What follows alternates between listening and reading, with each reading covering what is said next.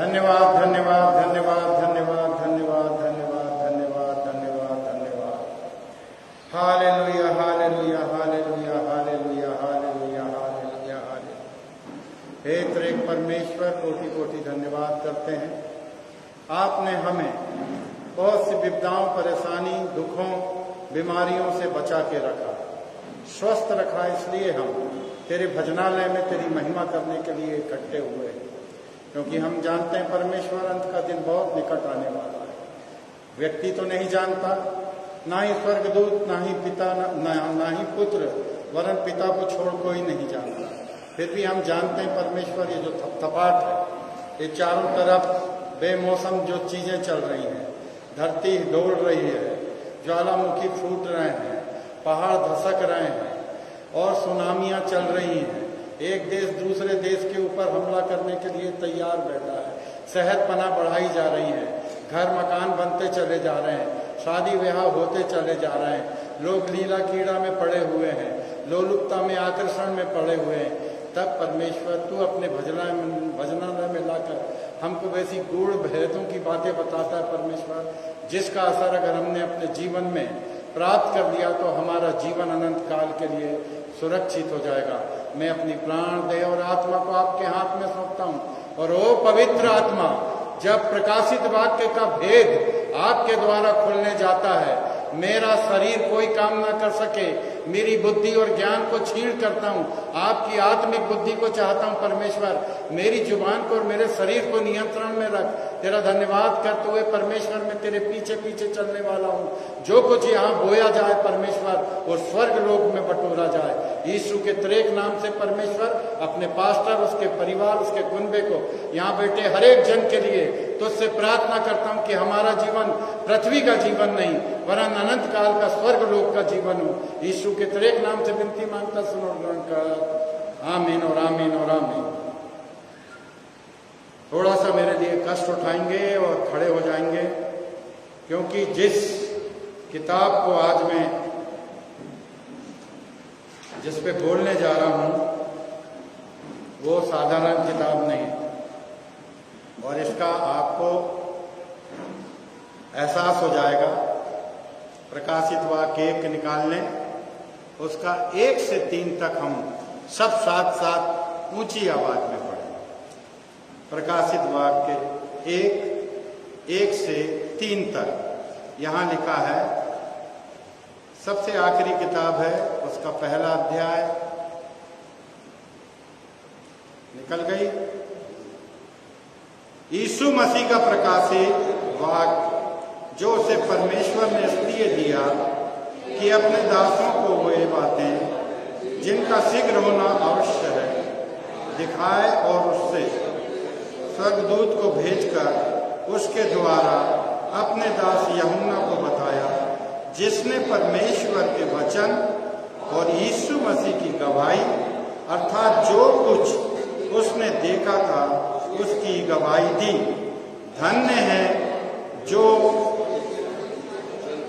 पढ़ता है, सुनते हैं।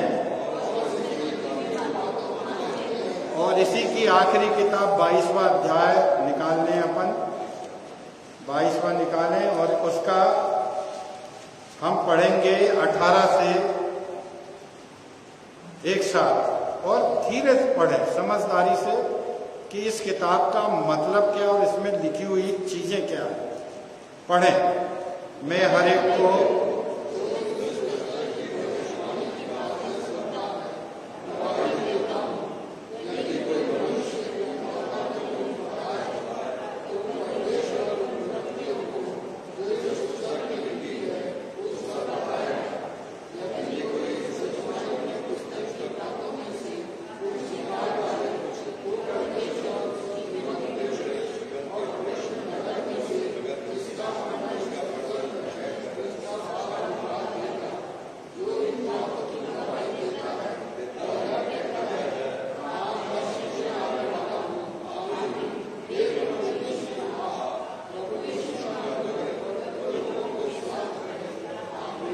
बैठ जाइए। समझ गए ये किताब है क्या?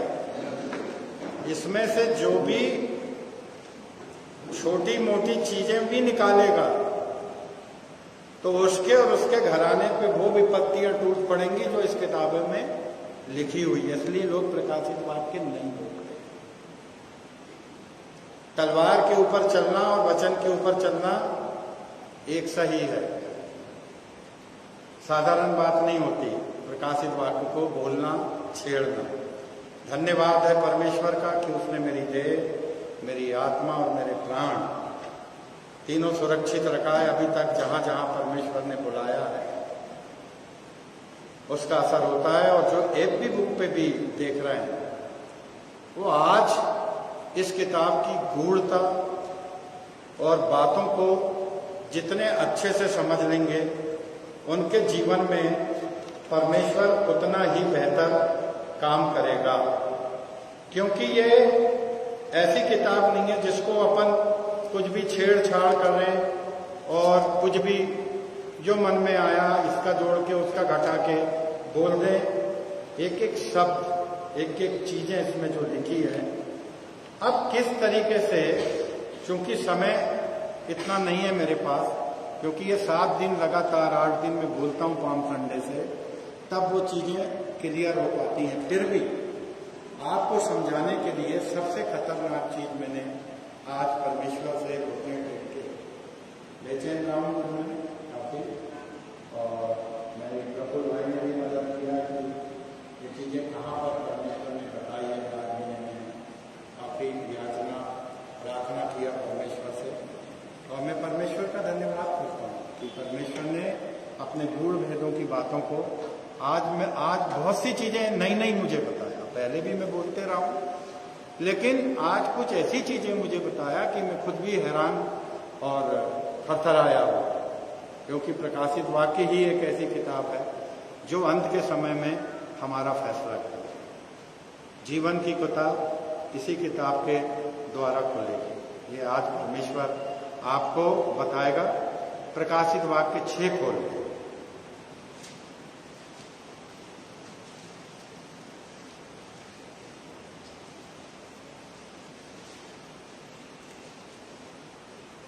और उसमें से उसका पढ़ेंगे आप, सफेद घोड़े तक पढ़ लें कोई। देखिए आज पहली बार है जो मेरे हाथ पैर करता था।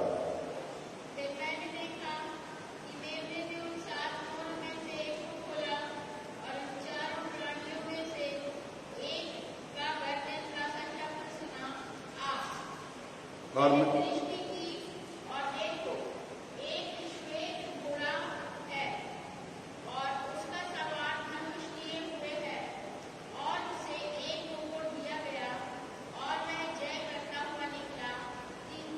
विजय प्राप्त करे। बस थैंक यू।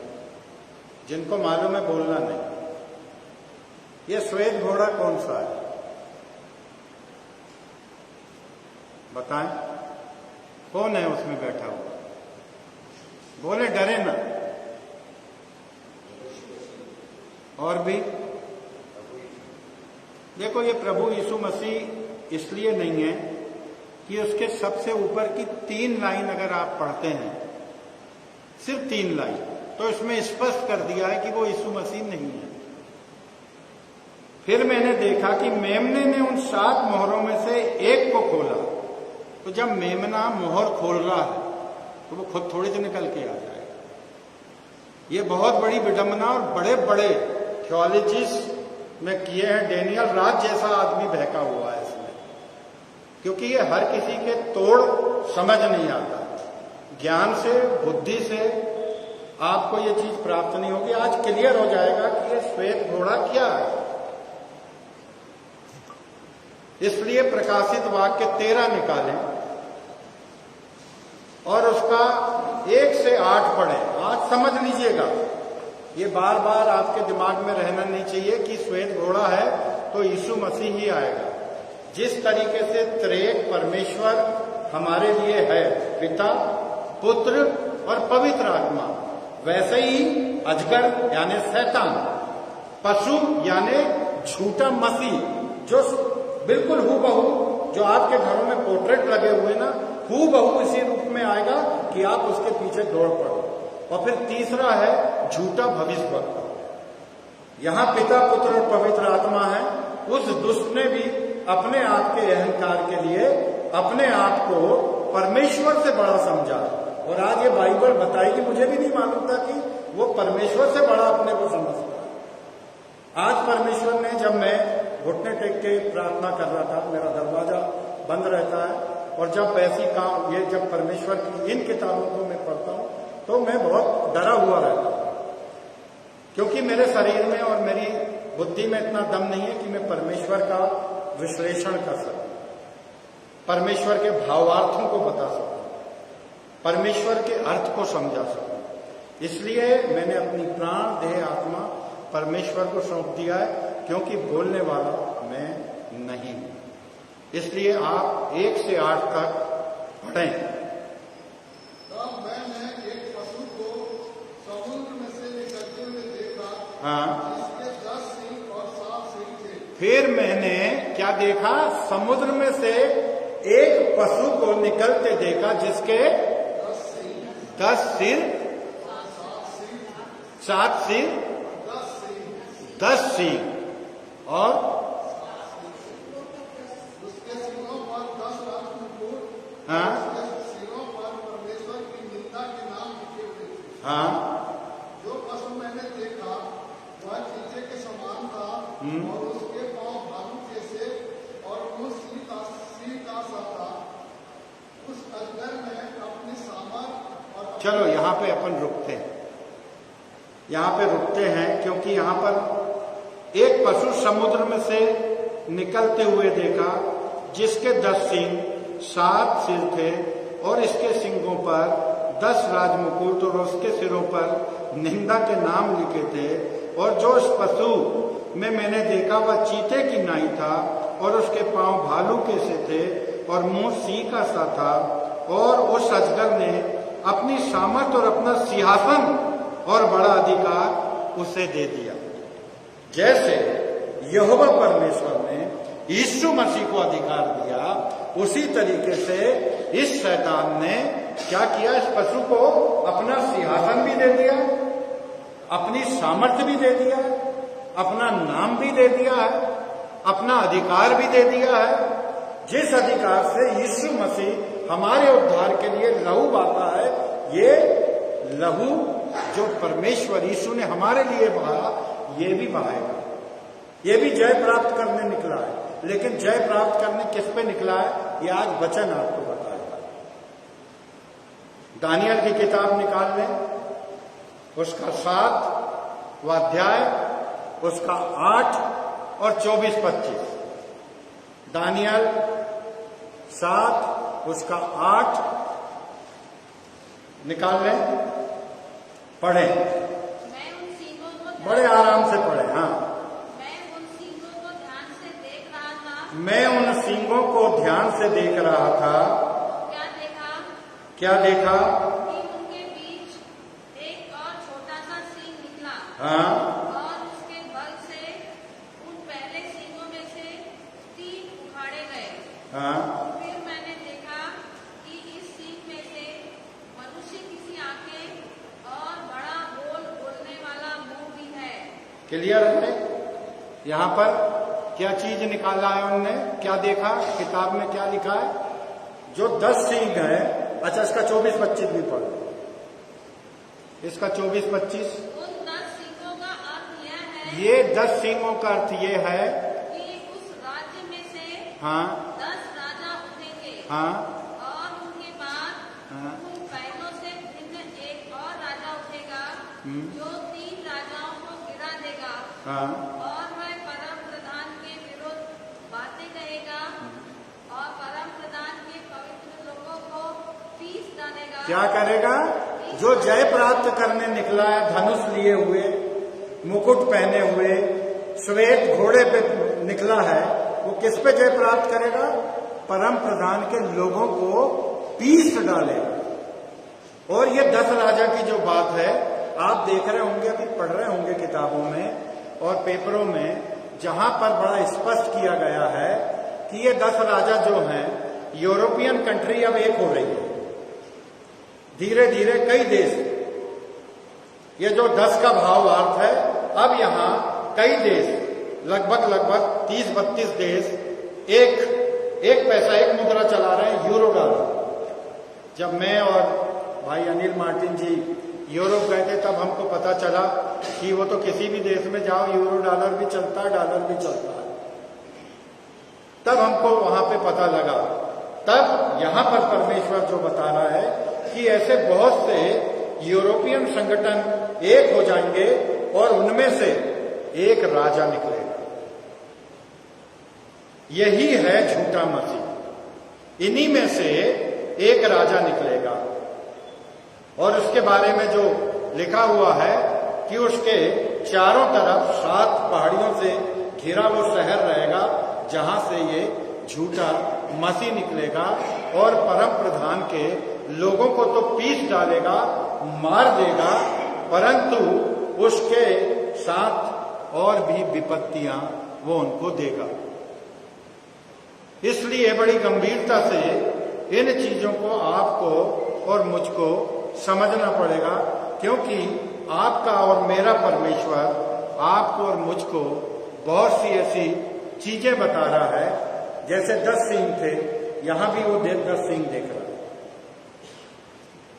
किसके? वो पशु के, यानी झूठे मसीह के। वो जय करने निकला है, किसको मारने के लिए निकला है? परम प्रधान के लोगों को मारने के लिए निकला। और आगे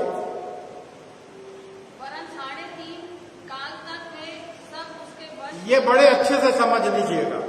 ये जो काल आएगा 7 वर्षों के लिए आएगा। ये जो रैप्चरिंग के बाद का जो काल है वो 7 वर्ष के लिए आएगा।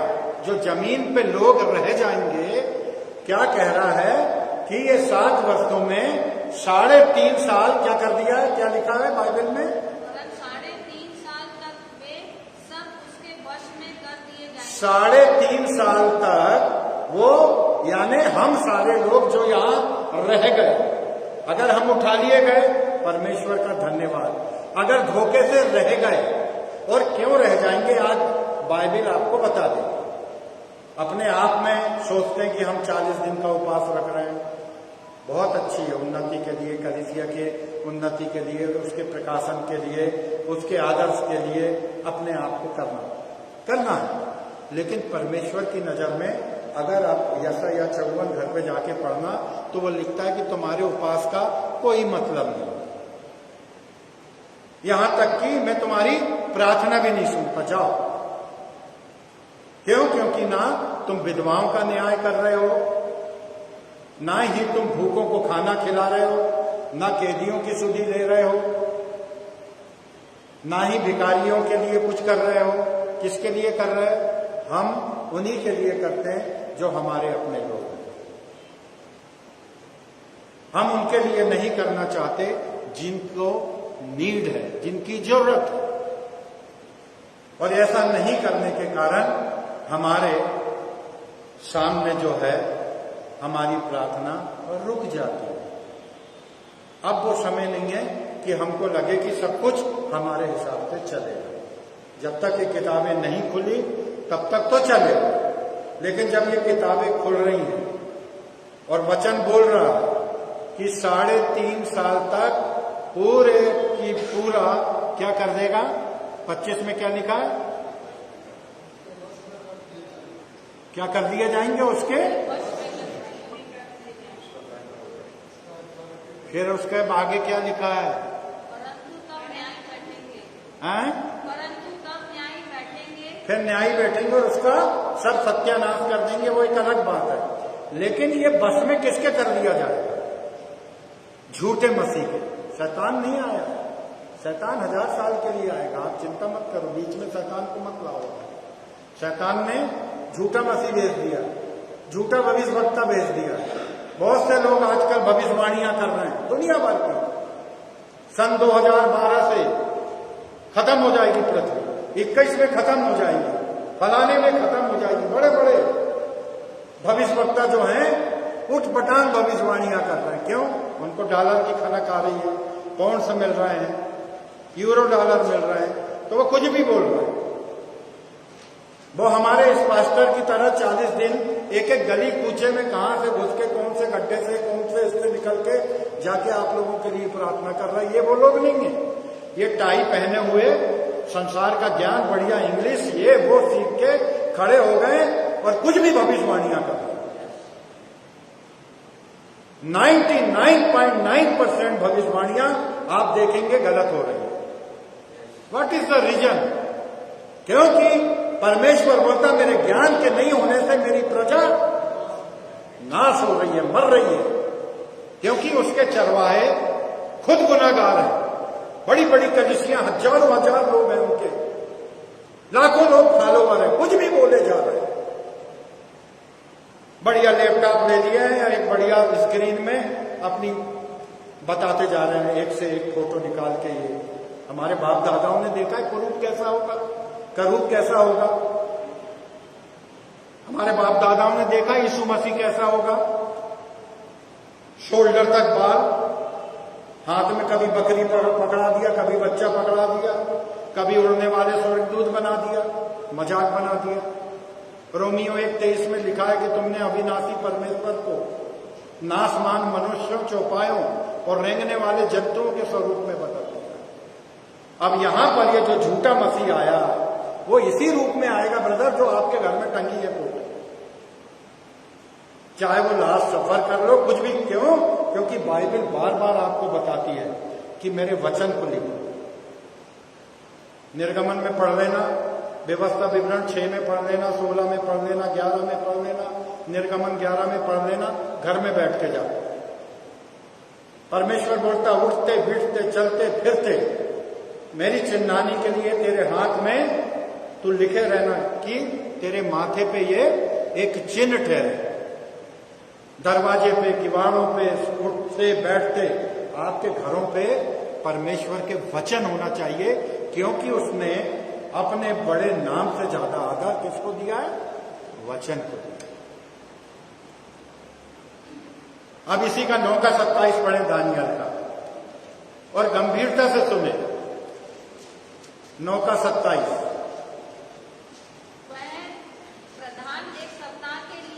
वो प्रधान 1 सप्ताह के लिए यानी 7 वर्षों के लिए बहुतों के संग दृढ़ वाचा बांधेगा। क्या करेगा? दृढ़ वाचा बांधेगा।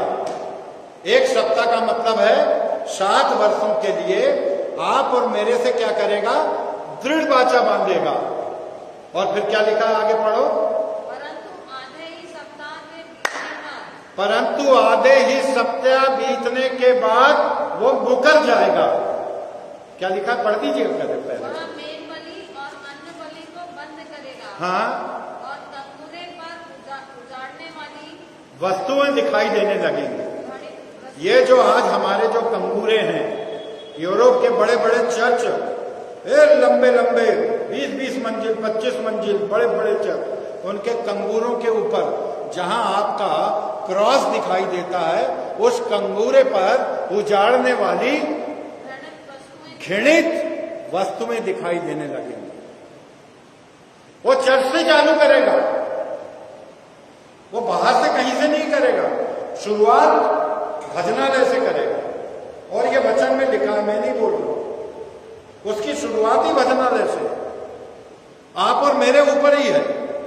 तो हम अगर परीक्षा में नहीं पढ़ना चाहते तो इन गूढ़ता और भविष्य की बातों को समझ लें, क्योंकि क्या लिखा है यहां पर कि वो 1 सप्ताह यानी 7 वर्षों के लिए आएगा, और आधे सप्ताह में वो क्या करेगा? सब चीजें बिदोड़ देगा, छोड़ देगा।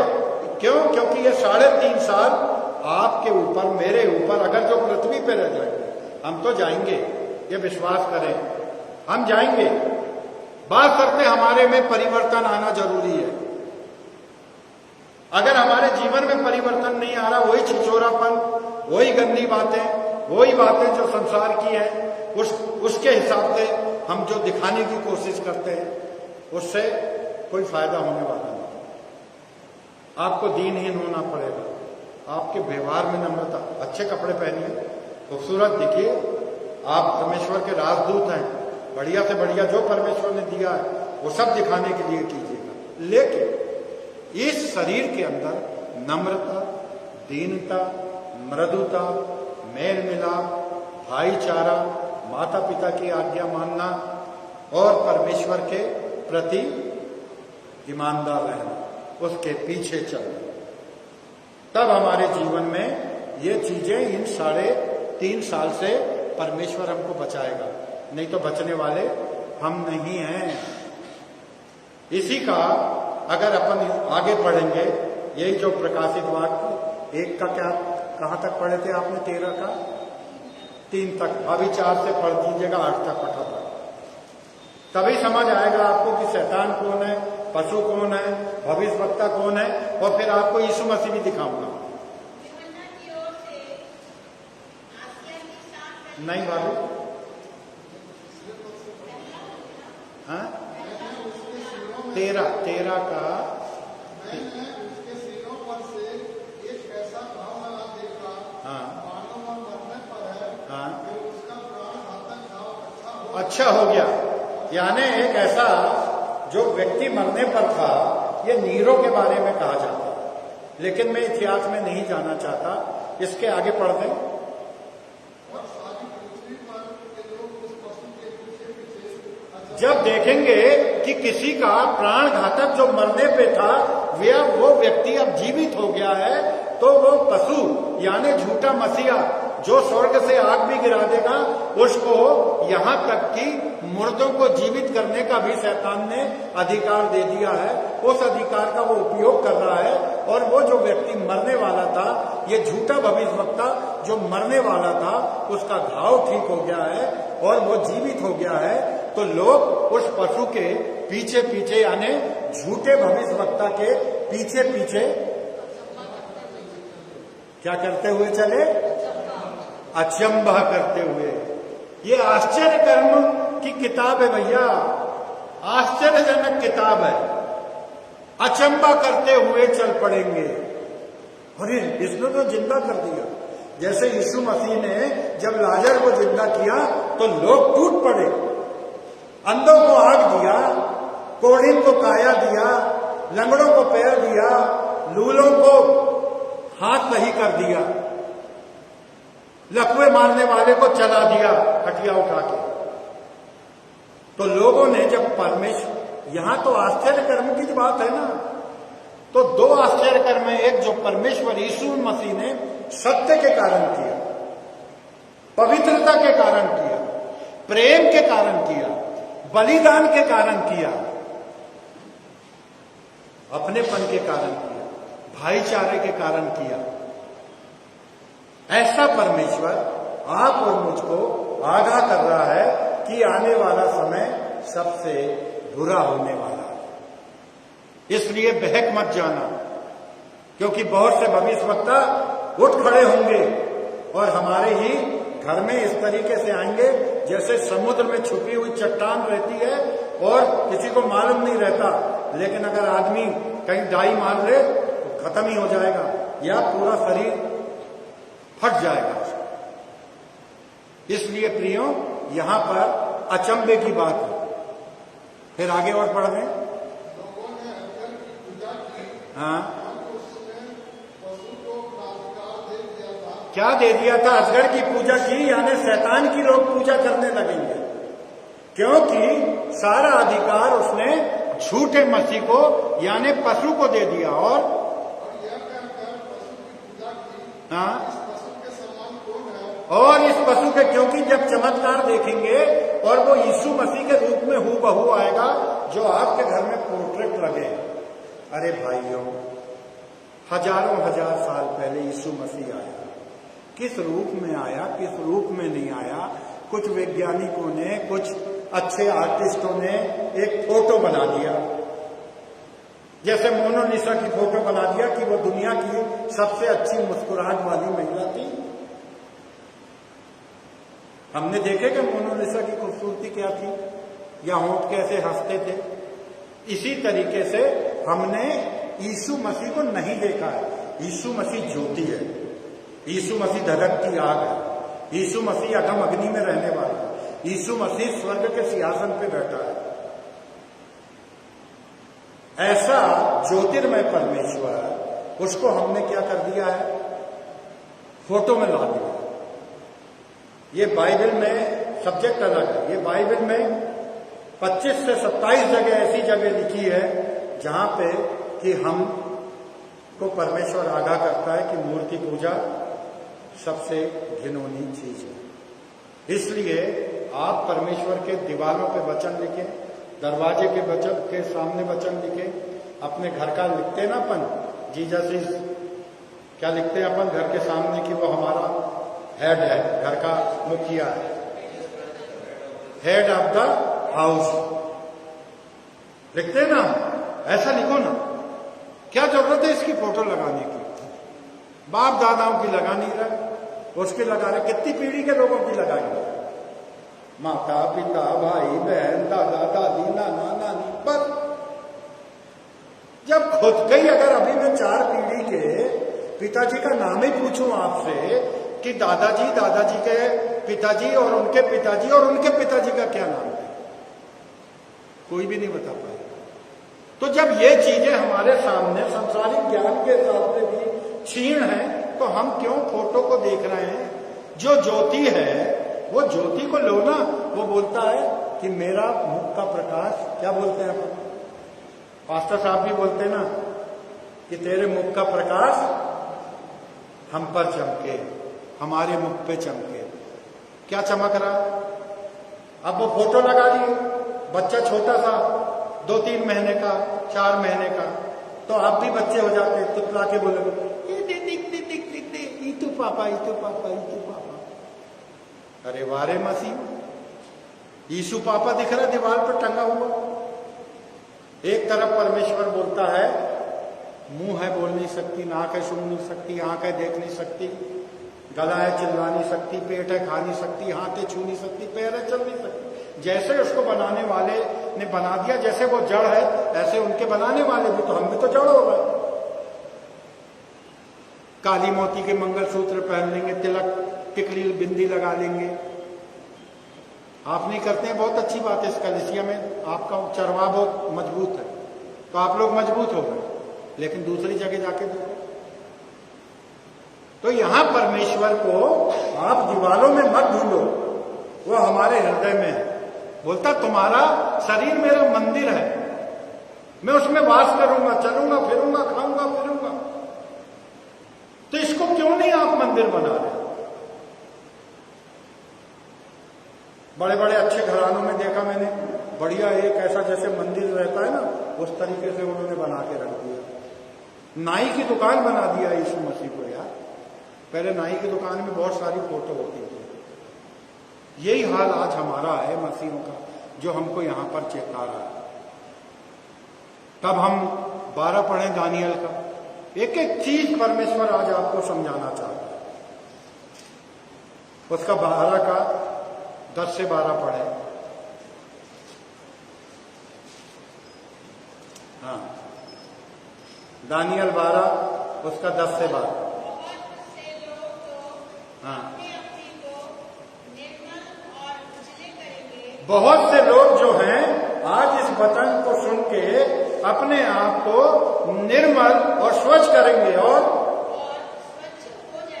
स्वच्छ भी हो जाएंगे। क्या करेंगे? दुष्ट लोग दुष्टता ही करते रहेंगे और दुष्टों में से कोई ये बातें ना समझेगा। जो बुद्धिमान है वे भी ही समझेंगे। और हाँ हाँ हाँ 1290 दिन बीतेंगे। और आगे बढ़ो भाभी। क्या ही धन्य है वे जो धरकर 1335 दिन ठहरे रहेंगे। अब आप समझ लो, आपको समझना पड़ेगा कि अगर कलीसिया उठाई जा रही है तो क्या हम उठाए जाएंगे?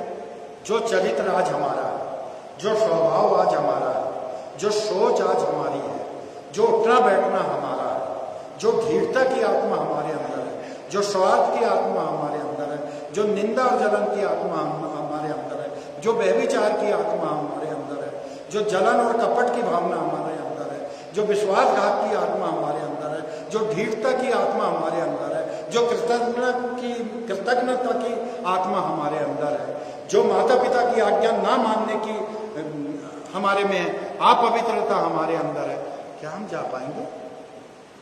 क्या हम मुकाबला कर पाएंगे शैतान का? इसलिए परमेश्वर ने वचन में क्या बोला कि जो समझदार हैं वो अपने आप को धो लेंगे और स्वच्छ कर लेंगे। वचन के द्वारा आप अपने आप को पवित्र करिए, लहू के द्वारा पवित्र करिए, बलिदान के द्वारा पवित्र करिए, उसने जो कष्ट उठाया आपके मेरे लिए पवित्र करिए।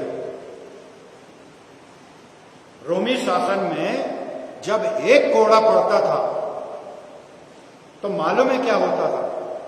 उस कोड़े में क्या होता था? कीले वाले गोल गोल रिंग्स लगे होते थे, उसके साथ ये पहने ये जो इसके कांच के ये होते थे टुकड़े वो लगे होते थे। इसके अलावा बड़े कांटे जो टूटते नहीं थे वो लगे होते थे। चमड़े की लच्छियों के ऊपर जालियां लगी होती थी, और जब वो एक कोड़ा मारा जाता था तो कम से कम कुछ नहीं तो 50 से 100 ग्राम मांस निकल के आ जाता। कितने घंटे यीशु मसीह को 39 कोड़े मारे गए, उसके कारण डिहाइड्रेशन, मस्तिष्क का विचलित हो जाना, प्यास लगना, घबराहट होना, हार्ट फेल होना। कई लिखा है वचन में कि कई लोग वहां तक यात्रा ही नहीं कर पाते थे और मर जाते थे। आपके और मेरे लिए इस परमेश्वर ने आपके और मेरे लिए और मेरे उद्धार और मेरे पवित्र जीवन के लिए अपने आप को, मनुष्यों का भी चेहरा नहीं था, यशायाह में लिखा है उसका चेहरा तो मनुष्यों के समान भी जान नहीं पड़ता था, इतना कुरूप हो गया था, गिर गया था, क्रूस भी दूसरे को उठाना पड़ा। और लोग सोचते हैं कि हथेली के बीचों बीच, बाइबल में लिखा है बीचों बीच, तो आपका मेरा नाम लिखा है, ये यहां पर मारते थे, यहां पे मारने से खून ज्यादा आता है। हथेली तो आर पार हो जाती, उतना खून नहीं गिरता, लेकिन जब यहां की नसें कटती हैं तो पूरे शरीर में सिरन होता है। जो मेडिकल में है वो जानते हैं इस चीज, सर्जरी वाले जानते हैं। तो इसलिए परमेश्वर आपको और मुझको आगाह करा। हो गया पूरा बाबू? पढ़े 12 पढ़े।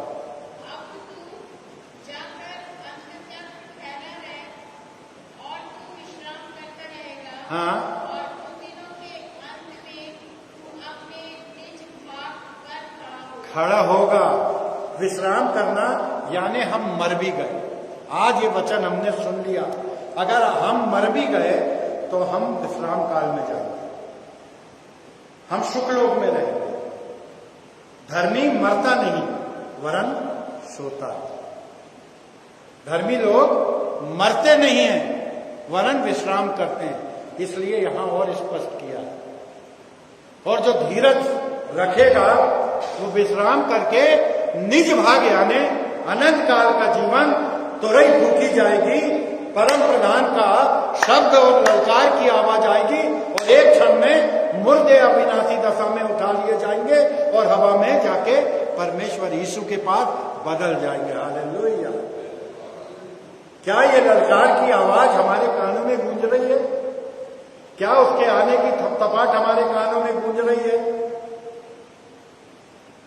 अगर ये नहीं गूंज रही तो ये हमारा दुर्भाग्य है, क्योंकि हम सार्वजनिक जीवन में जी रहे हैं। मैं भी इंक्लूड नहीं हूं, मैं कोई बाहरी नहीं हूं, आप ही की तरह जी रहा हूं, मस्ती में जी रहा हूं। बहुत पढ़ने वाली है। पहले माँ बाप जूते चप्पल से मारते, आजकल डायलॉग से मारते हैं। पहले के माँ बाप एक तो कान मरोड़, गुरुजी लोग ऐसे कान मरोड़ते थे कि हमारे कान की हड्डी टूट गई। आपका पूरा मोड़ लो मेरे कान को, क्योंकि गुरु ने तोड़ दिया हड्डी। ऐसे ही ये शैतान जब शैतान के हाथ में आप सौंप दिए जाओगे, वो कैसा पीसेगा लिखा है, पीस डालेगा। अपन चटनी पीसते हैं ना, आजकल तो मिक्सी में पीसते हैं, पहले सिलबट्टा में पीसते थे, तो उसका खाने का एक अलग मजा होता है। अब तो दरदरी होती नहीं, चिकनी होती तो मजा नहीं आता। तो वैसे ही पीस डालेगा हमको, ऐसे ही झंझना के पीसेगा। मत सोचो कि बच जाओगे, मत सोचो कि पास्टर तुमको लेके चले जाएगा। पास्टर का हिसाब पास्टर का, पास्टरनी बाई का हिसाब पास्टरनी का, अशोक चौकसे का हिसाब अशोक चौकसे को देना है। अशोक चौकसे की बहन या अशोक चौकसे की भाई वो हिसाब अपना देगी। बहन बेटी भाई बंद एक दूसरे के कारण नहीं जाएंगे। अभी जो है अनुग्रह का समय, समझ लो, संभल लो। फिर प्रकाशित वाक्य पढ़े जो बच गया है 13 का 1 से 8 पढ़ लिया, जरा जोर से पढ़ो यार। बड़े लोग बोलते हैं और निंदा करने के लिए, उसको एक बड़ा मुंह दिया बोलने के लिए और निंदा करने के लिए, और उसे 42 महीने तक काम करने का अधिकार, यहां भी 42 महीने तक आपको सताने के लिए उसको पूरा अधिकार दिया गया। और उसने परमेश्वर की निंदा करने के लिए मुंह खोला, उसके नाम और उसके तंबू अर्थात स्वर्ग के रहने वाले की निंदा कर। किसकी निंदा कर रहा है वो? उसकी ढीठता देखो। शैतान की ढीठता ही सबसे बड़ा प्रभाव मनुष्य के जीवन में, हमारे अंदर एक बड़ी खतरनाक आत्मा रहती है, और वह है ढीठता की, जिद्दी की। एक बार दिमाग में कुछ आ गया, जैसे मेरा बानखेड़े साहब से विरोध हो गया, तो मेरे को ऐसा लगेगा अरे यार ये काय के लिए आ जाते हैं, काय के लिए पुलपिट पे खड़े हो जाते हैं, ये पास्टर साहब की भी समझ नहीं आता यार, इन्हीं को क्यों मौका देते, और भी तो हैं। ये जो हमारी ढीठता की, आक्रोश की, स्वार्थ की, ये जो आत्मा है, ये सबसे खतरनाक है। ये मनुष्य के जीवन में नम्रता लाने नहीं देती, दीनता लाने नहीं देती, करुणा लाने नहीं देती, कृपा लाने नहीं देती, अनुग्रह लाने नहीं देती। अब बताओ कैसे चलेगा जीवन? आप और मैं इसी जीवन में जी रहे। मैं भी कईयों से नाराज हूं, नहीं बात करता, नहीं देखता उनको, लेकिन क्षमा कर चुका, घुटने टेक के क्षमा कर दिया कि भैया तुमसे दूर अच्छा, जहां हूं वहां अच्छा। क्योंकि आप बार बार जाएंगे आएंगे, वो कला होगी, दिमाग खराब होगा। मैंने एक 4 साल के बेटे को पाला था, वो बेईमान निकल गया, दामाद बेईमान निकल गया, करोड़ों कुछ नहीं कर पाए, लेके चले गए। बेटी का जीवन भी खराब हुआ, खुद का जीवन भी असंतोष में गुजरा। तो ये हमारे जीवन में आता है, जो हमारे कुकर्म है ना, आज ही हमको भुगतने पड़ते हैं। हमने जो भी किया होगा जवानी में, या हमारे माँ बाप ने, या हमारे पूर्वजों ने, क्योंकि परमेश्वर तो पीढ़ी दर पीढ़ी बदला लेने वाला था। उसकी कृपा कुछ समय के लिए होती है, पूर्ण समय के लिए तभी होगी जब आप उसके पीछे चलने वाले बने। अब इसी का 15 से 18 पढ़ दें फटाक से, 13 का।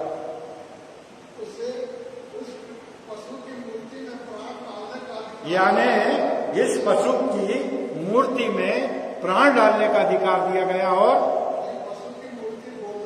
पहले देखो, ये जो है, ये पशु अब मूर्ति के रूप में, एक घृणित वस्तु के रूप में आ जाएगा। अब इसके अंदर अजगर जो है, इब्लिस जो है, शैतान जो है, प्राण डाल देगा और इसकी मूर्ति बोलने लगेगी। अब हिंदुस्तान में तो चमत्कार को नमस्कार है। जब देखेंगे कि अरे ये तो मूर्ति बोलने लगी, तो उसी की उद्बत्ती मोमबत्ती चालू हो जाएगी। तब और जितने लोग उस पशु की मूर्ति की पूजा न करें, ये बहुत गंभीर बात। अब यहां पर जो 3.5 साल लोग रह जाएंगे, उस मतलब उस पशु की मूर्ति की पूजा नहीं करेंगे, तब देखो क्या इंस्ट्रक्शन है। वो क्या करेगा?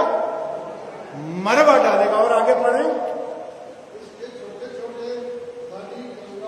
इसलिए छोटे धनी कंगाल दास स्वतंत्र सबके दाहिने हाथ में, और या तो उनके माथे पर छाप लगा दी जाएगी, और जिनको ये छाप लगाई जाएगी वो ही लेन देन कर सकेंगे। जिनके हाथ में ये छाप होगी या माथे में छाप होगी वो लोग ही लेन देन कर सकेंगे, बाकी और कोई लेन देन नहीं कर सकेगा। भूखे मर जाएंगे, पत्ते खाना चालू कर दीजिए, थोड़ी सी आदत डालिए। भाजी खाते हैं ना, इसलिए खाते हैं क्योंकि हमारा मन और मस्तिष्क बोलता है ये भाजी अच्छी है, लाल भाजी अच्छी है, छोले की भाजी अच्छी है, पालक की भाजी अच्छी है, सोया की भाजी अच्छी है। जाम के पत्ते खाओ, पपीता के पत्ते खाओ, लौकी के पत्ते खाओ, मुनगे के पत्ते खाओ, आपको बीमारी हो ही नहीं सकती। सीरियसली आई टेल यू, नहीं खाते हम लोग। बीत गया समय, गैस की रोटी खा खा के फुग्गे के जैसे फूल रहा है, और परमेश्वर के वचन से महरूम होते जा रहे हैं। हम जो हैं रोजमर्रा की जिंदगी को ज्यादा बेहतर बना चुके हैं, परमेश्वर के अनंत काल के जीवन को छोड़ चुके हैं। दूसरा थिस्सलुनीय उसका 2:4 पढ़ दें और फिर 9 से 12 पढ़। इसलिए लिखा है कि जो हाथों में मोहर लग जाएगी, माथे पे मोहर लग जाएगी, और जो जिसके हाथों में वो नहीं होगी मोहरें, वो लेन देन नहीं कर सकेगा। और लिखा है कि मनुष्यों को जिनको ज्ञान है, अगर वो समझ सकते हैं तो उसका अंक जोड़ लें, जिसका अंक है 666। हाँ हाँ, क्या है जो विरोधी है, ये पशु जो है परमेश्वर का विरोधी हो जाएगा और अपने को परम प्रधान से बड़ा समझेगा। हाँ,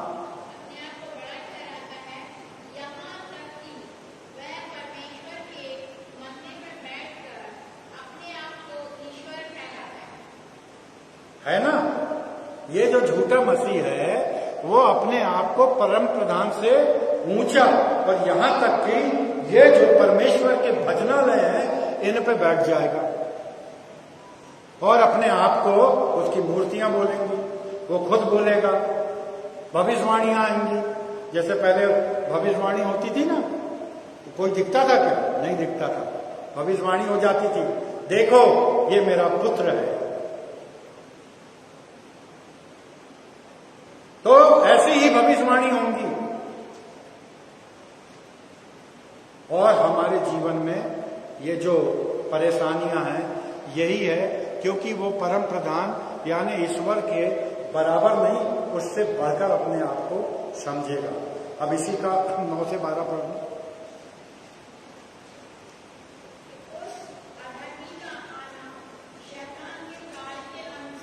देखो उस अधर्मी का यानी झूठे मसीह का आना उस शैतान के कार्य के अनुसार है। प्लानिंग कर दिया, चार्ट बन गया, चार्ट बन गया कि जैसे पिता पुत्र और पवित्र आत्मा थे, वैसे ही शैतान, झूठा मसीह और झूठा भविष्यवक्ता, ये तीनों काम करेंगे।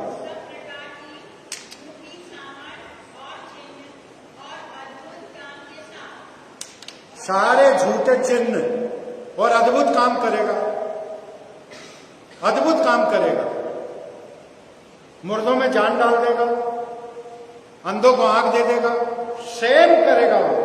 उस 3.5 साल यीशु मसीह ने अपनी जिंदगी में लोगों का उत्थान किया, उद्धार किया, पवित्र किया।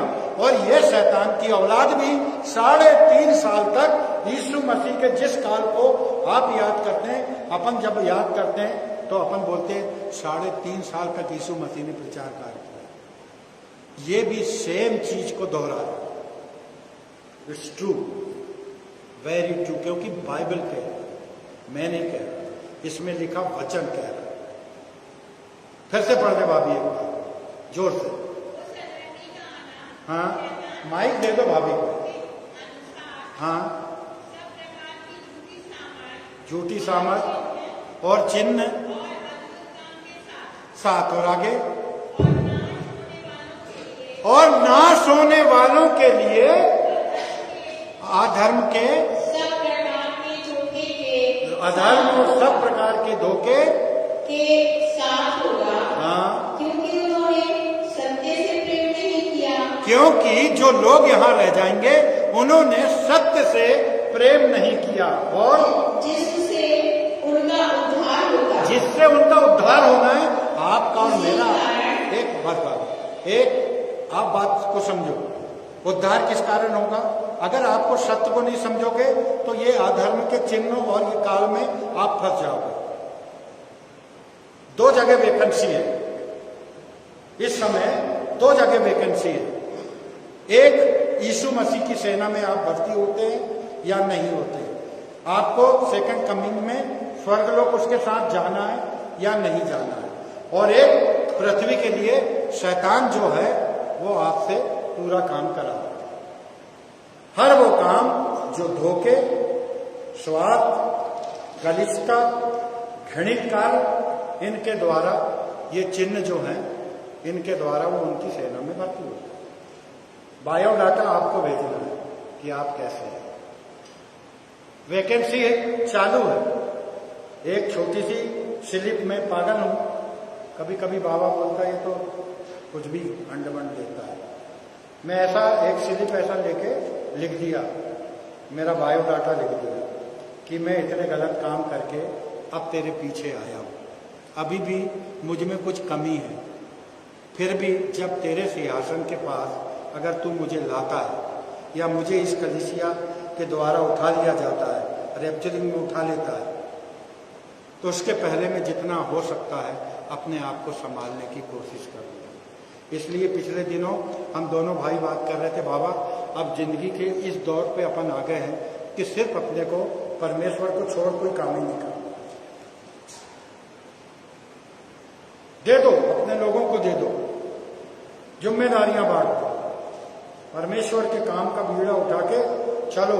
ये जो अनमोल वचन है, इससे अगर हमने आत्मा बचाए तो निश्चित रूप से यहां से जाने पाएंगे।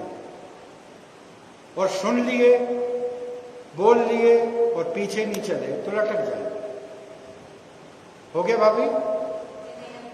बता। इसी कारण परमेश्वर उनमें एक भटका देने वाली सामर्थ को भेजेगा कि वे झूठ की प्रतीति करें। मतलब यहाँ शैतान भी मार रहा है, अब परमेश्वर भी मार रहा है। परमेश्वर ने छोड़ दिया, जाओ तुमको सुधारने की कोशिश किया, अपना खून बहा दिया, आपके लिए पवित्र आत्मा दे दिया, आपके लिए यहोवा से रोज प्रार्थना कर रहा हूं कि एक भी नाश ना होने पाए, मगर आपको समझना नहीं तो मरो, जाओ।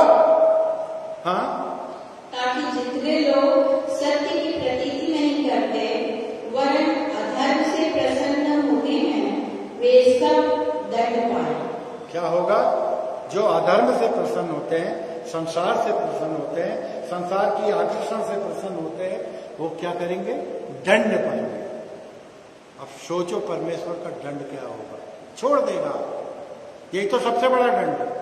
अगर आपको और मुझको पृथ्वी पे छोड़ दिया तो आपको ये जो विपत्तियां हैं उससे रूबरू होना पड़ेगा। अब ये सफेद घोड़े में जो बहुत से लोगों को डाउट है कि ये जो सफेद घोड़ा है इसमें यीशु मसीह है, यीशु मसीह उसमें नहीं है। प्रकाशित वाक्य 19 खोले, उसका 11 से पढ़े, 11 से 16 पढ़े।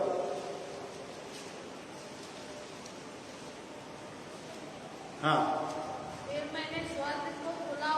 फिर मैंने यानी यूहन्ना ने और हम भी अगर वहां चले जाएंगे तो स्वर्ग को खुला देखा और देखता हूँ कि एक श्वेत घोड़ा है। हाँ, स्वर्ग खुले देखा और एक श्वेत घोड़ा है। यहाँ किसने निकाला? मोहर के द्वारा निकला। तो ये कैसे होगा? यीशु मसीह। और मोहर खोलने वाला भी कौन? यीशु मसीह है। क्योंकि जो मोहरें लगी हुई किताब थी वो आगे से, पीछे से अंदर से मोहर लगी हुई थी। उसको खोलने के लिए एक भी पृथ्वी पे स्वर्ग में एक भी व्यक्ति नहीं मिला। तो क्या हुआ, यूहन्ना रोने लगा और रो रो के उसने विनती किया कि अब क्या होगा, ये किताब ही नहीं खुलेगी तो अब क्या होगा। तो एक प्राचीन उससे बोलता है, यूहन्ना मत डर, यहूदा के गोत्र से दाऊद का जो सिंह है वो इस किताब को खोलने का अधिकारी है। और यही जो मोहर लगी किताब थी और उसने खोला, और जैसे ही पहली मोहर खोला तो वहां से ये कौन निकला, श्वेत घोड़ा। आप श्वेत को पवित्र मान लेते हो, श्वेत को ये सोचते हो कि यीशु मसीह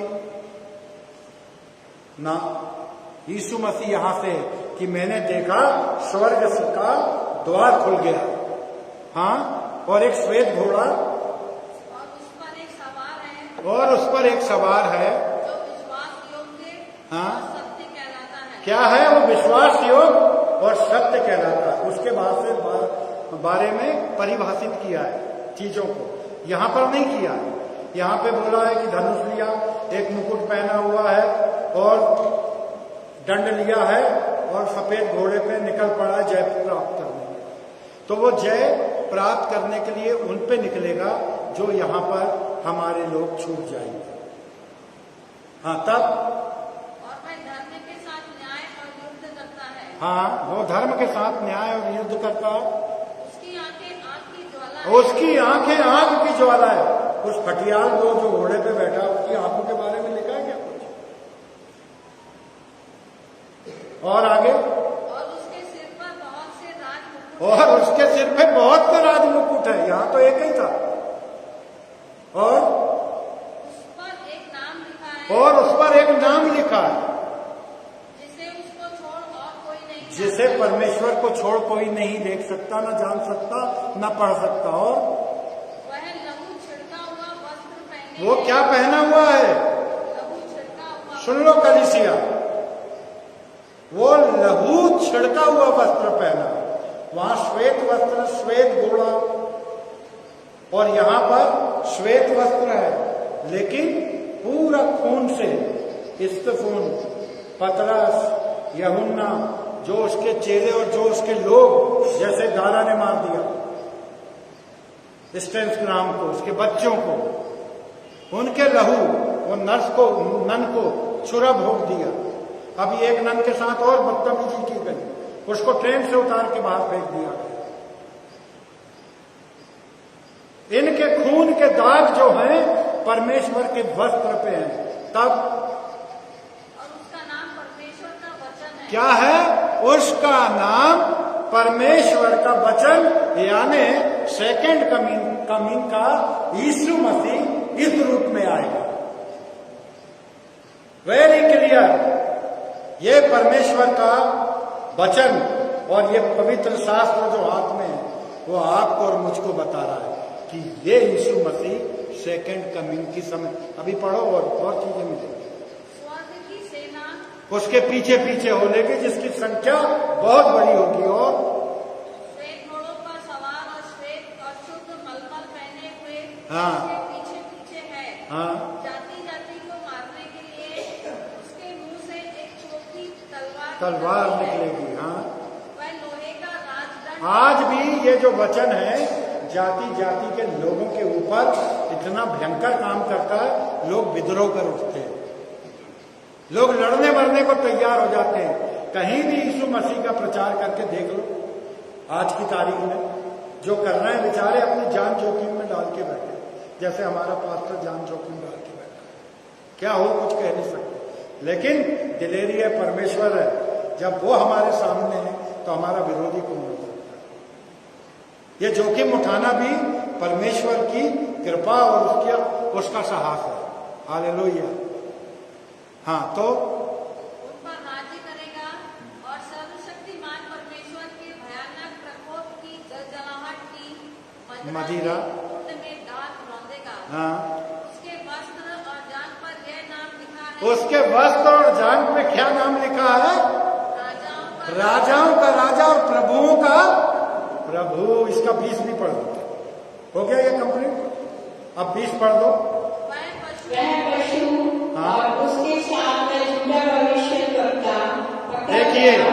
वहां पशु और उसके साथ वो झूठा भविष्यवक्ता पकड़ा गया। अब जब यीशु निकलेगा तो इसको फाड़ के रख देगा। जिसने उसके सामने ऐसे चिन्ह दिखाए थे, हाँ। जिनके द्वारा उसने उनको भरमाया, जिन पर उस पशु की छाप थी, हाँ। और जो उसकी मूर्ति की पूजा करते थे, ये दोनों जीते जी उस आग की झील में जो गंधक से जलती है हालेलुया। इनके, ये तो दोनों को डाल दिया, लेकिन इनके साथ जो रह जाएंगे, जो इसकी सेना बन जाएगी, जिसके माथे पे और हाथ में मोहर लग जाएंगे, ये भी गंधक के झील में डाल दे जाएंगे, जिसके बारे में लिखा है ये दूसरी मृत्यु है। यहां पर ये दोनों पकड़ा जाएंगे, झूठा मसीहा और झूठा भविष्यवक्ता। फिर से पढ़े भाभी, ये ऊपर की 2 लाइन। वह पशु यानी झूठा मसीहा और उसके साथ वह झूठा भविष्यद्वक्ता और वो झूठा भविष्यवक्ता पकड़ा गया, जिसने उसके सामने ऐसे चिन्ह दिखाए थे कि लोग भरमाए गए। इसलिए आप भरमाइए मत। अभी तो एक ही घोड़ा आपका जो है वो कौन घंटे ले गए। हम लोग जब बोलते हैं तो चारों घोड़ों के लिए होना चाहिए 2 घंटे, बोल नहीं पाते। एक और घोड़े के बारे में बता देता हूँ, लाल घोड़े के बारे में भी पढ़ लीजिए, समझ लीजिएगा। बहुत छोटे छोटे में निपटा देता हूँ। यशायाह 19 का 2 पढ़े।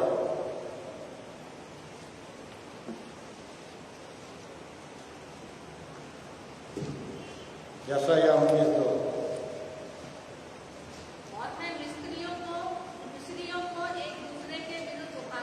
यहाँ ये जो है, यहाँ ये लाल घोड़े के बारे में बोल रहा है। आप लाल घोड़े का पढ़ दीजिएगा भाभी, सफेद घोड़े के बाद लाल घोड़े का पढ़ दीजिएगा। 6 का मेरे ख्याल से 3, 4 चौथा होगा। देखिए, हाँ, तीसरे से पढ़िए।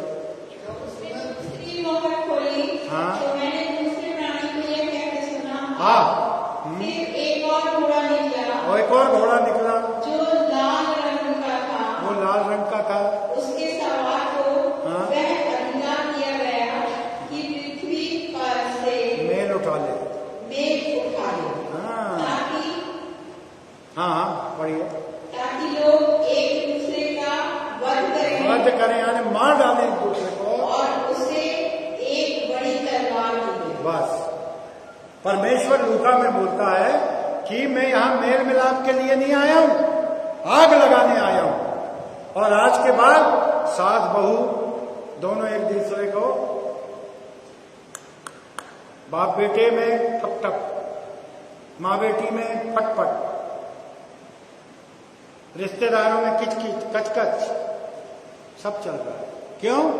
क्योंकि अनुग्रह उठा लिया है, पवित्र आत्मा चले जाएगी। फिर क्या करेंगे? फिर क्या होगा? अभी आप अनुग्रह के समय बैठे हुए हैं, 50% 50 उठाए ले जाएंगे, 50 तो रह जाएंगे। अब उसमें कौन रहेगा इसके बारे में मैं तो न्यायी नहीं हूं जो बता सकूं। 19 का 2, 10 मिनट और। जकरिया 14 का 13 पढ़ दे। जकरिया 14:13, एक विलाप गीत 2 निकाल ले।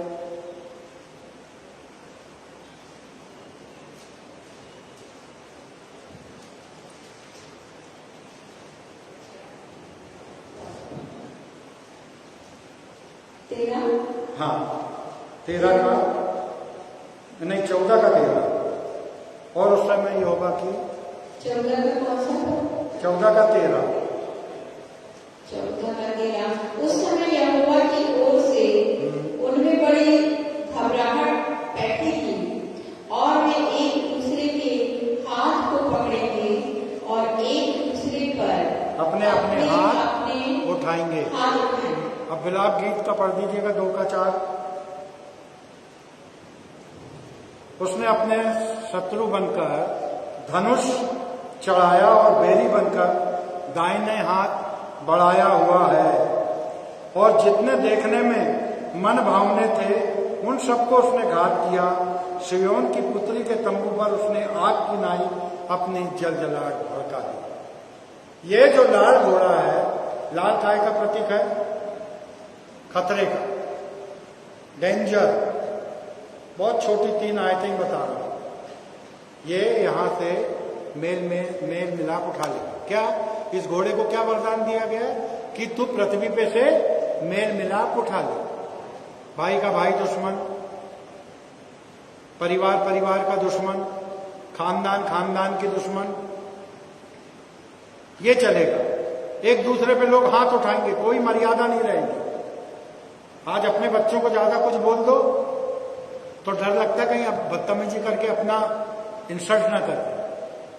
आप श्योर नहीं है कि आपका बच्चा आपके साथ वही व्यवहार करेगा जो आपने बचपन से लेकर जवानी तक उसके साथ किया।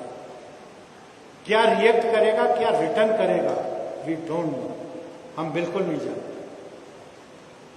आप अपना कलेजा काट के निकाल दो, पूरा कलेजा काट के निकाल दो। मैं भुक्तभोगी हूं ना, मुझे संतान का सुख नहीं मिला, ना मिलेगा, क्योंकि जो सुख मुझे मिल गया है वो इन दोनों से बहुत बड़ा है। इसलिए मैं फिक्र ही नहीं करता, केयर ही नहीं करता। हम कितनी विपदा, कितनी परेशानी, कितने दुखों से गुजरे ये हम ही जानते हैं। लेकिन हमारा सहारा सिर्फ परमेश्वर है। परिवार भी एक सीमा तक साथ है। गली गली कूचे हमारे साथ भग नहीं सकता, चाहता है लेकिन भग नहीं सकता। क्यों? क्योंकि ये दिन जो है मेल मिलाप उठा लिया जाए, एक दूसरे का वध करने के लिए तैयार है। इस तरीके से आपको परमेश्वर आगाह कर रहा है। क्योंकि हमको 9 बजे के पहले ये बंद करना है, इसलिए मैं यहाँ विराम दूंगा, क्योंकि आपको अभी चंदा भी करना है, ये करना है। अब रह गया आपका 2 घोड़े और रह गए, एक काला घोड़ा और एक पीला घोड़ा। कल अगर अवसर होगा, कल है क्या मेरे? कल है तो कल ये दोनों घोड़े पे आपको बैठा दूंगा। जरा इसकी भी सैर करो, तब आपको समझ आएगा कि बाप रे ये क्या हो रहा है। ये सबसे खतरनाक 2 घोड़े हैं जिनके बारे में आप समझ गए तो तर गए, और नहीं समझे तो यही घोड़ों के सवार जो हैं आपकी लुटिया डुबाएंगे। इसलिए प्रियो, आज जो है प्रकाशित वाक्य ने आपको बता दिया कि आपके बीच में झूठा मसीह भी आएगा, झूठा भविष्यवक्ता भी आएगा। इसलिए आप सावधान रहें। आपकी अपनी प्रार्थना बहुत महत्वपूर्ण है। अगर आप अपनी प्रार्थना नहीं कर रहे तो जिंदगी का सबसे गलत काम कर रहे हैं। पति पत्नी होके एक साथ बिस्तर पे प्रार्थना नहीं कर रहे तो जिंदगी का सबसे गलत काम है। अरे छोटी छोटी चीजों से प्रसन्न होता है परमेश्वर।